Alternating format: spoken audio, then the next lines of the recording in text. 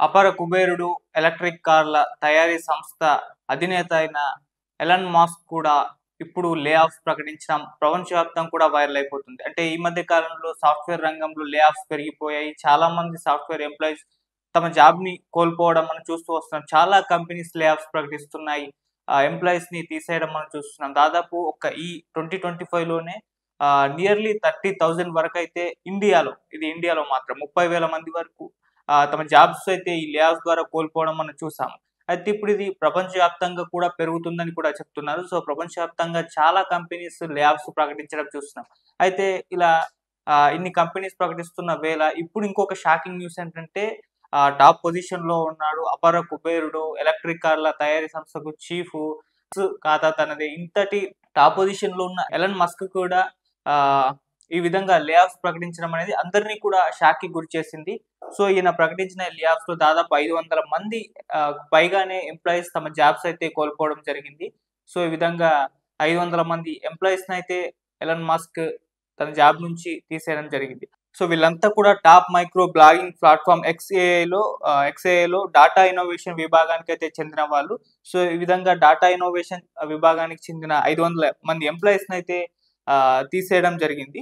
So, వీళ్ళంతా కూడా ఒక అంటే ఈ దీంట్లో ఒక వింగ్ ఏర్పాటు చేయడం జరిగింది. దాన్ని జనరలిస్ట్ ఏఐ ట్యూటర్‌లుగా ఎక్స్‌ఏఐలో పనిచేసేవాళ్ళు. సో, దీన్ని గ్రోకు ట్రైనింగ్ ఇవ్వడానికి ఏర్పాటు చేసిన వింగ్ ఇది. సో, ఈ విధంగా గ్రోకు ట్రైనింగ్ ఇవ్వడానికి ఏర్పాటు చేసిన వింగ్‌లో వీళ్ళైతే ఎంప్లాయీస్‌గా పనిచేసేవాళ్ళు. అయితే వీళ్ళు సాధారణమైన ట్యూటర్‌లు మాత్రమే, స్పెషలిస్ట్ ట్యూటర్‌లు కాదు అన్న ఒక కారణంతో తీసేసినట్టుగా చెప్తూ ఉన్నారు. అంటే ఏఐకి ట్రైనింగ్ ఇవ్వడానికి గ్రోక్ ఏఐ మనకు తెలిసిందే చాలా పాపులారిటీ సంపాదించుకుంది. సో, అటు చాట్‌జీపీటీ చైనాకి సంబంధించిన డీప్‌సీక్‌తో కంపేర్ చేస్తే గ్రోకే ముందంజలో ఉండడం మనకు తెలుసు. అయితే అటువంటి గ్రోక్‌కి ట్రైనింగ్ ఇవ్వడానికి ఒక స్పెషల్ వింగ్‌నైతే మస్క్ ఏర్పాటు చేయడం జరిగింది. సో, ఆ వింగ్‌లో వీళ్ళు డాటా ఇన్నోవేషన్ విభాగానికి చెందిన వాళ్ళు. వీళ్ళు సాధారణమైన ఏఐ ట్యూటర్లు అంటే ఏఐకి ట్రైనింగ్ ఇవ్వడానికైతే వీళ్ళు పెట్టడం జరిగింది. అయితే వీళ్ళు సాధారణ ఏఐ ట్యూటర్లు కావున ఇది కొద్దిగా యూజ్ అవ్వట్లేదు. ఎందుకంటే పోటీ పెరిగిపోతుంది. ఈ పోటీ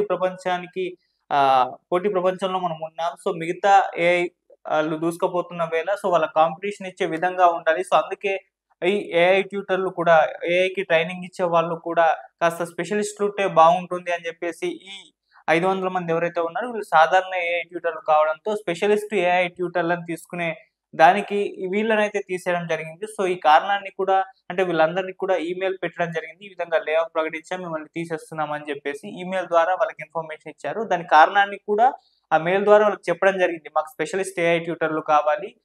మీతో ఇప్పుడు అవసరం లేదు అని జెప్పేసి చెప్పేయడం జరిగింది. ఆ రకంగా 500 మంది ఎంప్లాయీస్ అయితే జాబ్‌నైతే కోల్పోవడం జరిగింది.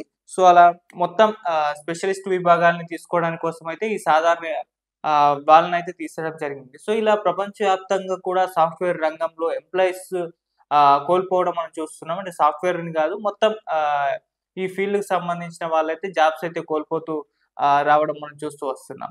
సో, ఇప్పుడు మస్క్ కూడా ఎంప్లాయీస్‌ని పీకేయడం అనేది ప్రపంచవ్యాప్తంగా కూడా అందరిని షాక్‌కి గురిచేసింది. మనం నిన్నే డిస్కస్ చేసాం.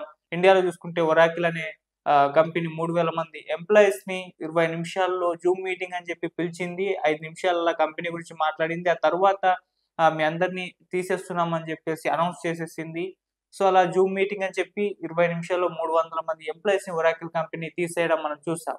ఇది రీసెంట్‌గానే జరిగింది. నిన్న మనం మాట్లాడుకున్నాం కూడా. అలాగే మైక్రోసాఫ్ట్ తీసేసింది. టీసీఎస్ తీసేస్తుంది.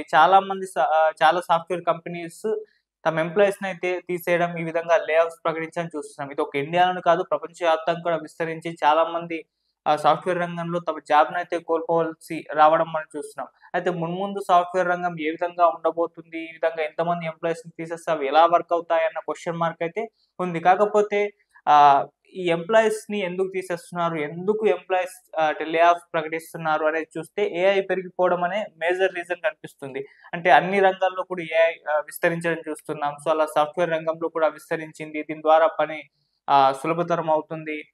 ఆహ్, సో, ఏఐ ప్రభావం పెరిగిపోవడం, ఏఐ రావడం, ఇది డెవలప్‌మెంట్‌లో భాగం కావడం వలన ఇలా హ్యూమన్స్‌ని తీసేస్తున్నారన్నది ఎక్కువగా వినిపిస్తుంది. అండ్ రెండోదేంటంటే సాఫ్ట్‌వేర్ కంపెనీలకు అంటే ప్రాజెక్ట్‌లు పెద్దగా దొరకకపోవడం, ప్రాజెక్ట్‌లు లేని ఎంప్లాయీస్‌ని జాబ్స్ నుంచి తీసేయడం అనేది కూడా ఒకటి వినిపిస్తుంది. ఇంకోటి స్కిల్స్ ప్రభావం. అంటే కొద్దిగా తక్కువ స్కిల్స్ ఉన్న వ్యక్తులు, స్కిల్స్ లేని వ్యక్తులు వీళ్ళు కూడా సాఫ్ట్‌వేర్ రంగంలోకొచ్చి జాబ్ సంపాదించడం. సో, వాళ్ళు పెద్ద యూజ్ లేదని చెప్పేసి వాళ్ళ స్కిల్స్ బేస్ చేసుకొని ఉద్యోగాలు పీకేస్తున్నారని కూడా వినిపిస్తుంది. ఈ విధంగా స్కిల్ పరంగా ప్రాజెక్టులు దొరక్కపోవడం పరంగా అండ్ ఏఐ ప్రభావం పెరిగిపోవడం. అండ్ ఇంకోటి కొత్తగా అంటే స్టార్టప్ కంపెనీస్ ఉంటాయిగా వాటికి ఫండింగ్ లేక ఎంప్లాయీస్‌ని పీకేస్తున్నారు. ఎంప్లాయీస్‌ని పెట్టుకుంటున్నారు. ఏదో చేద్దామని చెప్పేసి ప్రయత్నిస్తున్నారు. కాకపోతే ఫండింగ్ లేకపోవడం, ఫండింగ్ రాకపోవడం ఇవన్నీ కూడా వాళ్ళకి భర్తీగా మారిపోయి ఎంప్లాయీస్‌కి సాలరీలు ఇవ్వక ఈ విధంగా పీకేసే లే ఆఫ్స్ అయితే ప్రకటించేస్తున్నారు. అలా జరిగిపోతుంది. ఇంకోటి ట్రంప్ ప్రభావం కూడా ఉంది అని అంటున్నారు. అంటే ట్రంప్